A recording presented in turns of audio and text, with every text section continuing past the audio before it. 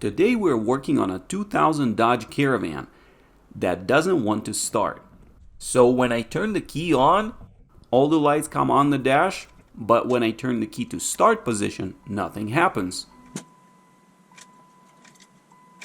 But after messing with it for just a couple of moments, I noticed that if I wiggled the key while trying to start the car, the engine started cranking.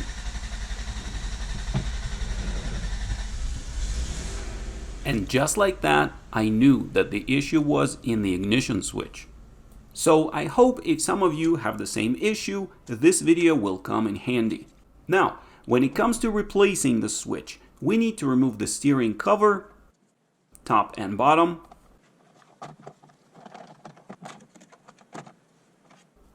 Next, we're going to remove this bottom panel.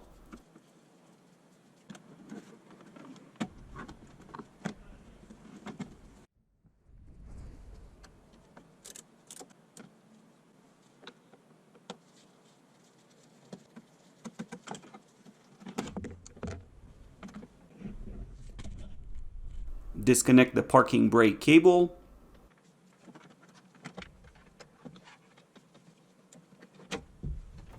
Remove this metal cover.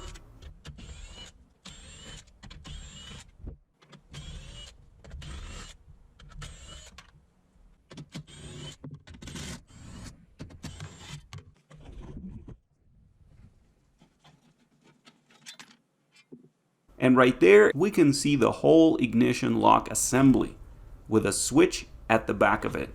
And if all you're trying to do is replace the switch, you should be able to do it now. But I'm going to cover the process of removing the whole assembly. Now, let's bring the steering wheel down and remove this cluster cover. There is a screw on each side. Sorry about all the shaking, by the way. I was trying to hold the camera and film everything as I was working. Shift gear selector all the way down and remove the cover. Next, let's remove these two Torx screws. You'll need a T20 Torx socket. And the cover comes right out.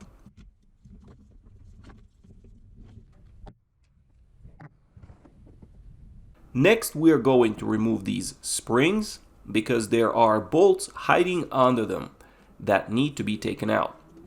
Bring the steering wheel all the way up to relieve the tension on the springs so they are easier to remove.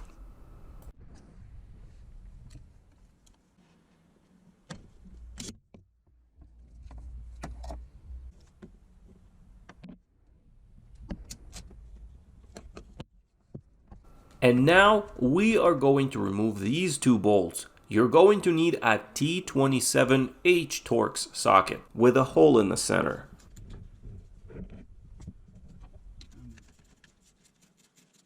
Then let's disconnect these connectors. 1, 2, and there's a third one right there. Now there is one more connector right here at the front. Next, there is a bracket here with two Torx bolts, size T25. And one last thing, free this piece up, and we're good to go.